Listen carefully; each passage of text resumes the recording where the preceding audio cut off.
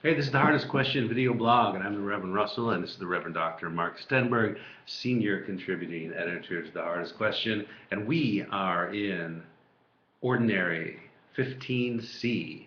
Luke, moving along. Luke, this is a great section of Luke we've been doing all summer long. It's a shame everybody's been at the cabin and hasn't been hearing about all these great sermons. Yeah. So we're at Luke 10:25 through 37. Classic. Yeah. It's been called the parable of the Good Samaritan, but that really trivializes it. It really does. This is the parable of the good victim? No, I don't know. Well, I don't know. Yeah. The surprising places our help comes from. Yeah, right. Yeah. Or you didn't know that you were the victimizer?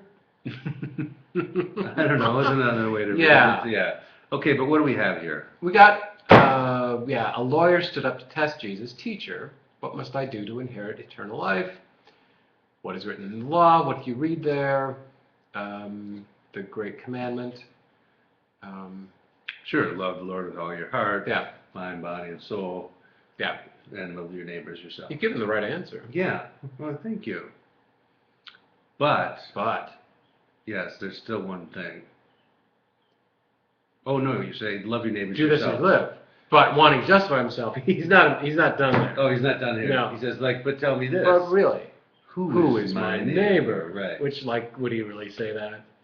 This is such a foil. Yeah, right. I know, but who is my neighbor? But it's a great excuse to tell a great story. And then here Jesus goes in. And here you got to go to the parable experts because this stuff is really it's good. It's really good. The structure of it is. So when you say that, are you talking about Bernard Scott? Brandon Scott, something like that. Three Scott. names. I don't know what the order is. Three names with the last name Scott. Yeah, here he does the structural thing, like here now the parable, here then the parable. Something like that. Yeah, it's a great book. Yeah. So the man was going down. It's Jerusalem and Jericho are like 17 miles, 7 miles. Yeah. I don't know. But one is up and one is down, and there's this stair steps leading down all the way, and you just go from bad to worse. So when you literally are traveling from there, you're going down. Man was going down from Jerusalem to Jericho, fell into the hands of robbers, stripped him, beat him, went away, leaving him half dead. Yeah. The priest goes down, sees him, passes by on the other side. The Levite saw him, passed by on the other side. But a Samaritan, the enemy, the outsider, the half-breed, came near him. And when he saw him, a really powerful verb there, he was moved with pity. Went to him, bandaged his wounds. We get more detail here. Having poured oil and wine on them, then he put him on his own animal, brought him to an inn and took care of him. The next day he took out 2 denarii, gave them to the innkeeper and said, take care of him.